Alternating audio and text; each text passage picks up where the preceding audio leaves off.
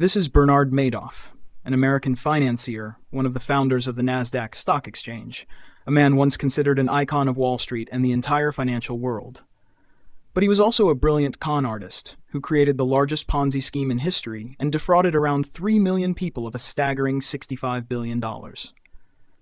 Among the victims were some of the wealthiest people on the planet: banks, large corporations, and funds. But there were also ordinary people. And they, of course, suffered the most. Madoff's pyramid scheme lasted for more than 20 years. No one had ever managed anything close to that. Moreover, neither the authorities, the Securities and Exchange Commission, financial analysts, nor journalists, almost none of them suspected the massive fraud that was unfolding right under their noses. And those who did suspect and tried to expose the truth were simply not listened to. What's more, even Madoff's own family members were unaware of the scheme, and their lives took a tragic turn after the scandal was exposed. So how did all of this happen?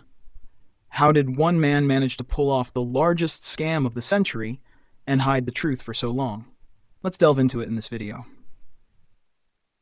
Bernard Madoff was born in 1938 in New York City.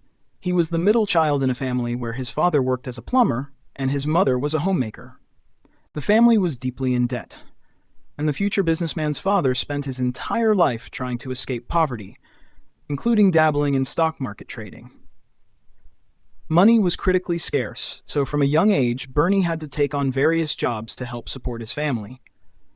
He worked as a lifeguard on the beach, an irrigation system installer, a garbage collector, and many other jobs.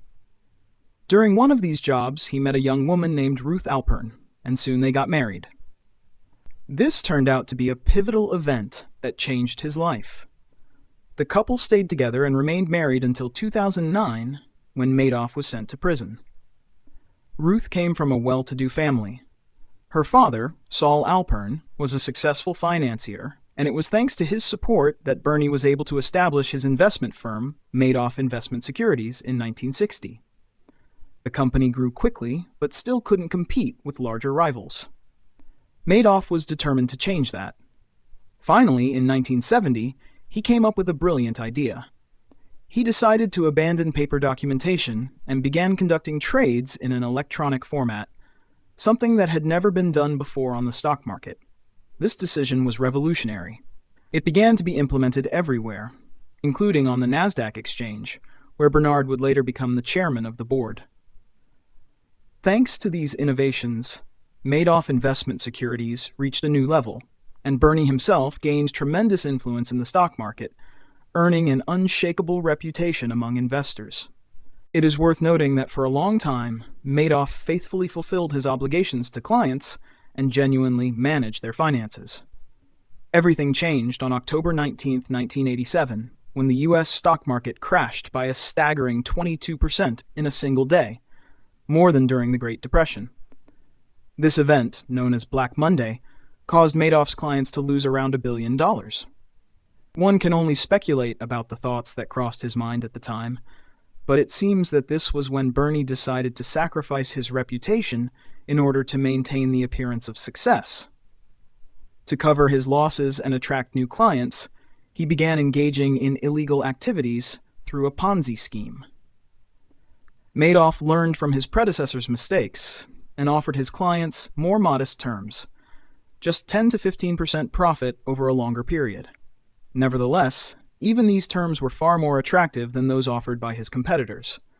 Moreover, the amount of payouts never decreased, no matter how challenging the market conditions were. All of this made Madoff's company very popular and turned him into a true Wall Street star. As a result, clients began to flock to him in droves. To manage the growing business without being overwhelmed, Bernie brought his family into the company, including his sons Andrew and Mark, his brother, and other relatives. Interestingly, none of the family members fully understood the true nature of the business empire's scheme, as Bernie skillfully deflected all their inquiries.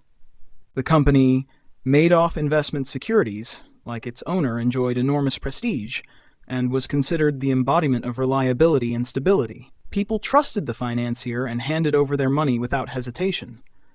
Moreover, not only ordinary people invested in the pyramid, but also business sharks. It is worth noting that Bernard personally vetted every major investor, and for some reason, he could refuse to collaborate with them. Of course, sometimes people had certain concerns, but Madoff calmly offered to return their money.